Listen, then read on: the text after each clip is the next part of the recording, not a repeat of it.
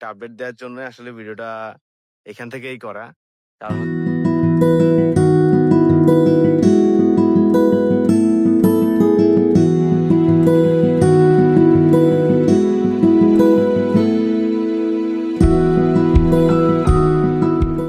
আসসালামু আলাইকুম, সবাই কেমন আছেন? আশা করছি ভালো আছেন। আমি আলহামদুলিল্লাহ ভালো আছি। সকাল সকাল আসলে একটু আর্লি আসা যায়, একটা আপডেট দেওয়ার জন্য আসলে ভিডিওটা এখান থেকেই করা।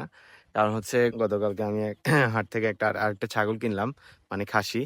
তো ওইটাই দেখতেছিলাম এখানে দাঁড়ায় দাঁড়াই অনেকক্ষণ ধরে, মানে কিভাবে কি খাইতেছে না খাইতেছে। এটা আসলে প্রথম অবস্থায় এটা আসলে বেশি ইম্পর্টেন্ট, কারণ হচ্ছে যে এখন অনেক ধরনের ভেজাল, অনেক ধরনের যাই ঝামেলা হাটের দিকে দেখা যায়।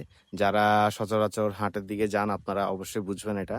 বিভিন্ন অসাধু ব্যাপারীর কারণে আসলে এরকমটা হয়।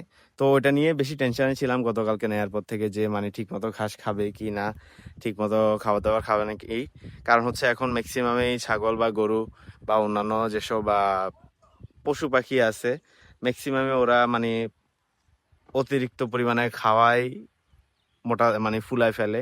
ফুলানোর পরে মানে শুধু বিক্রির জন্যই ওরা এগুলা করে। তো যাক, যারা এসব লাইনে আছেন বা যারা এগুলা সম্বন্ধে কিছুটা হইলেও নলেজ আছে, তারা এই জিনিসটা বুঝবেন। তো আমি ওইটাই দেখতেছিলাম, ওটা সবচেয়ে বেশি হেডেক ছিল আমার গতকালকে থেকে। তো আলহামদুলিল্লাহ এখন পর্যন্ত স্বাভাবিক দেখা যাচ্ছে। এই যে এই খাসিটা কিনছি আমি গতকালকে, এখান থেকে দেখা যাচ্ছে না মেবি, এই যে এই খাসিটা কিনছি আমি। আর বাকিগুলা সবগুলা এখানেই বাঁধা, মানে বাঁধা না, এখানে ছেড়ে দিছি আমি। এখন গতকালকে থেকে আবার নতুন করে মানে গরুগুলা আমি যতদিন আছি ইনশাল্লাহ, গরুগুলা যেদিন মানে স্বাভাবিক দেখি আর কি ওয়েদার, মানে মনে করেন বাতাস আছে, অতিরিক্ত গরম নাই, তখন গরুগুলো একটু ছেড়ে দেয়। তো এই গরু তিনটাও আজকে ছাড়া ছেড়ে দিছি সকাল আসার পর থেকে। আর ছাগলগুলা মোটামুটি এখানে, বাকিগুলা সবগুলো এখানে আছে। তো মাঝখানে একটা আমাদের এখন ছাগল 11টা হওয়ার কথা ছিল, মাঝখানে একটা ছাগল অসুস্থ হয়ে যাওয়ার কারণে ওটা বিক্রি করে ফেলছি আমরা। হঠাৎ করে পেট খারাপ হয়ে গেছে, মানে খুবই মানে খুবই অতিরিক্ত পরিমাণে পেট খারাপ ছিল, যার কারণে ও আহ শুকাই গেছে যথেষ্ট পরিমাণে।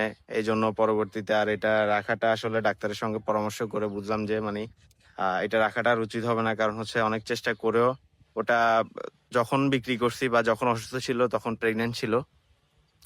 তো মোটামুটি প্রায় যখন মাত্রাতিরিক্ত অসুস্থ ছিল তখন প্রায় 2 মাসের গাভীন ছিল ওই ছাগলটা। কিন্তু এই অসুস্থতার কারণে বাচ্চাটাও আমরা সেভ করতে পারি নাই, বাচ্চাটাও নষ্ট হয়ে গেছে। এই জন্য আসলে ছাগলটাও বিক্রি করে ফেলছি। মাঝখানে ওইটা আমি আর আপডেট দেই নাই, ভাবছিলাম যে দিব একসঙ্গে, পরবর্তীতে যখন ছাগল নিয়ে আমি একটা ভিডিও করব। তো আজকে করতেছি দেখেই আমি জিনিসটা শেয়ার করলাম আপনাদের সঙ্গে। মাঝে মধ্যে আমরা যেদিন বের করতে না পারি বা সন্ধ্যার পরে বা সন্ধ্যার দিকে তেমন একটা খাই না, আহ আসরের সময় যখন আমরা ছাগলগুলো ঢুকাই ফেলি, যখন বেশি ওয়েদার বেশি গরম থাকে, তখন ঢুকানোর পরে ওদেরকে মাঝে মধ্যে একটু ভুসি দেই। আর না হলে বাকি সবকিছু প্রাকৃতিক ভাবে আমরা করার চেষ্টা করতেছি এই আর কি। আজকে সকালে যখন আমি বের হচ্ছিলাম বাড়ি থেকে, তখনও কিন্তু মানে প্রচুর পরিমাণে কুয়াশা ছিল। তো এগুলো দেখে মনে হচ্ছে যে মানে এগুলো দেখে আসলে বোঝা যায় যে আসলে দিন দিন যত যাইতেছে আস্তে আস্তে আস্তে আস্তে শীতের যে ভাবটা ওটা চলে আসতেছে।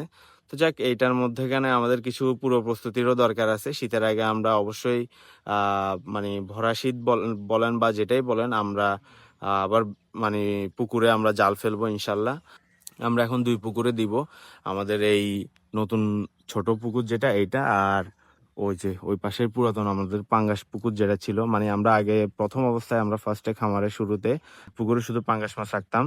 তো পরবর্তীতে যখন আমরা এদিকে মুরগি শেডটা করে ফেলছি, মুরগির প্ল্যানিং চলতেছিল, তখনই আমরা শিফট করে ফেলছি। যতটুকু আমাদের দ্বারা পসিবল হয়েছে আমরা জাল দিয়ে নিজেরাই আমরা অন্যান্য পুকুরে ট্রান্সফার করে দিছি পাঙ্গাস মাছগুলা। তো যার কারণে এখন ওইটা আমাদের পুরাতন পাঙ্গাস পুকুর বলে আমরা নিজেরা সম্বোধন করি।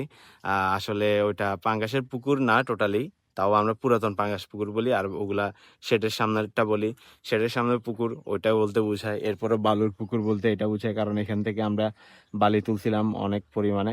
তো আমরা এক একটা আলাদা করে নাম দিছি, এটা হচ্ছে নতুন পুকুর, নতুন ছোট পুকুর, এরপরে এটা তো হাউস। তো এইভাবে আমরা এক একটা নাম দিছি আর কি। ওইভাবে বললে হয়তো আমরা নিজেরা নিজেরা নিজেদের সুবিধার্থে আমরা এইভাবে নাম দিয়ে রাখছি এই আর কি। তো যাক, ভিডিওটা আমি আর অন্য অন্য দিকে আজকে দেখাবো না। এই দেখেন গরুগুলো এদিকে চলে আসছে, তো ছাগলগুলো ভয়ে ওইদিকে চলে যাইতেছে। মানে ওদেরকে ছেড়ে রাখছি, তো ওরা এখন আসলে কোন দিক থেকে খেয়ে মানে কি খাবে না খাবে এরকম একটা অবস্থা আর কি। তো এদিকে আসলে এদিকে যেহেতু দাঁড়ায় আছি, একদিকে দাঁড়ায় থাকাটা আসলে দরকার এখানে, কারণ হচ্ছে যে আহ মাঝে মধ্যে কোনায় এসে ওরা নেট নিয়ে টানাটানি করলে নেটগুলো আসলে ছিঁড়ে যেতে পারে। যেহেতু এগুলো প্লাস্টিকের নেট, এগুলা বৃষ্টিতে ভিজে এরপরে রোদে শুকায়, অনেক মানে মচমচে হয়ে থাকে একদম নেটগুলা।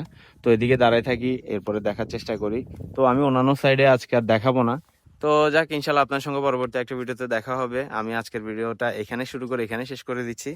আর ইনশাল্লাহ আমরা খুব দ্রুত আমরা মুরগির বাচ্চা তুলে ফেলবো আমাদের ওই শেডের জন্য, আমরা বলে রাখছি।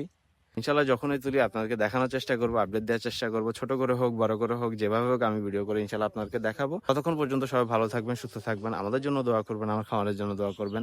আসসালামু আলাইকুম।